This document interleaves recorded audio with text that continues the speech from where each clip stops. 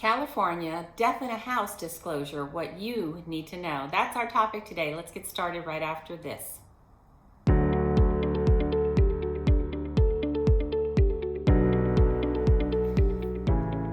Welcome back to my channel. If we haven't yet met, I'm Kim Ward. I am a real estate broker in San Diego County and an expert at helping executors, administrators, and trustees with homes in probate or trust administration. In California, when there is a California death in a house, we have a disclosure, and this is what you need to know. When representing an estate, either a probate or a trust administration, and there has been a death on the property, sellers are required to disclose that death. Of course, when selling a house, sellers must disclose a lot of information on the property. A seller must disclose what they're aware of when selling a property here in San Diego. Specifically, they need to disclose any material facts that may affect the desirability of the property from the home buyer's point of view. Beyond that, sellers must also truthfully answer a number of questions having to do with the property. These California Association of Realtor forms protect you, the executor, administrator, or trustee, from having any kind of a blowback later on. I've heard of people that 6 months after they sold a property, they may not have disclosed something that they might have known, and then the buyer comes back and they end up in kind of a situation that they don't want, where the buyer is asking for something to be corrected by the estate, months after the transaction has closed. So that's what's important about making sure you have someone who helps you through those disclosures to make sure that they're properly completed so that you can rest easy that you're never going to have to hear from that buyer 6 months or a year from the time that you sold the property. Many sellers are surprised that they have to disclose that their loved one passed away in the house. The seller must disclose any death related to on the property, and these are the rules. 1, if the death occurred on the property. 2, the decedent was the occupant of the property. And 3, that the death occurred within the last 3 years. Now, I usually recommend that if it's been 5 or so years that a death has occurred on the property, that the seller go ahead and disclose that information, even though it may not be fully required.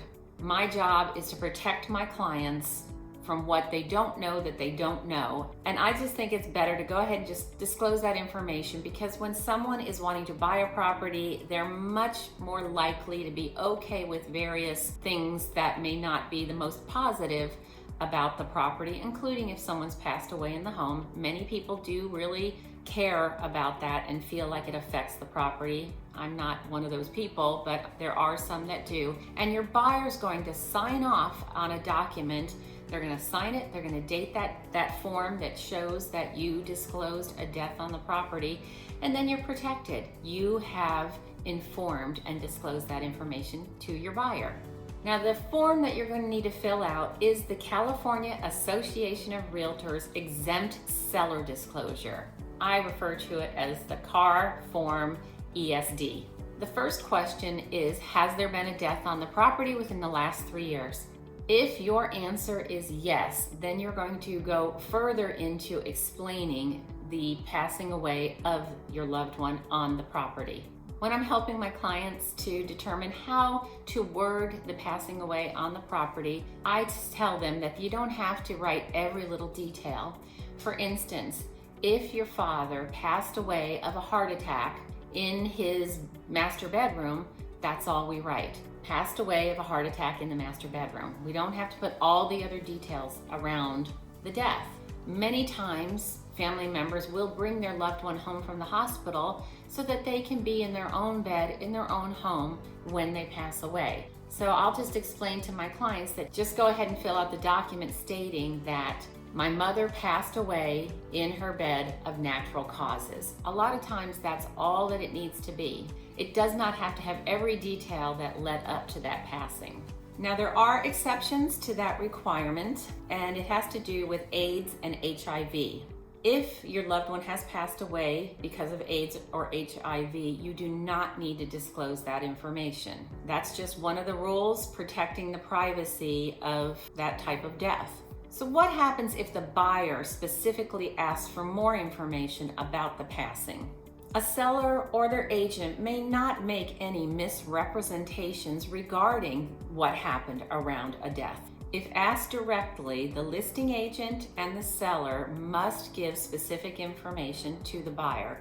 Of course, we're going to make sure that information is not verbal. We make sure it's in writing. It's a document that both the seller and the home buyer will sign off on, that they've read and understand that information. And if a buyer specifically asks, have there been any deaths on the property that you are aware of at any time, that's one of the cases where I recommend that you do disclose that information to that home buyer in writing and make sure that they're okay with that situation and they sign off on it.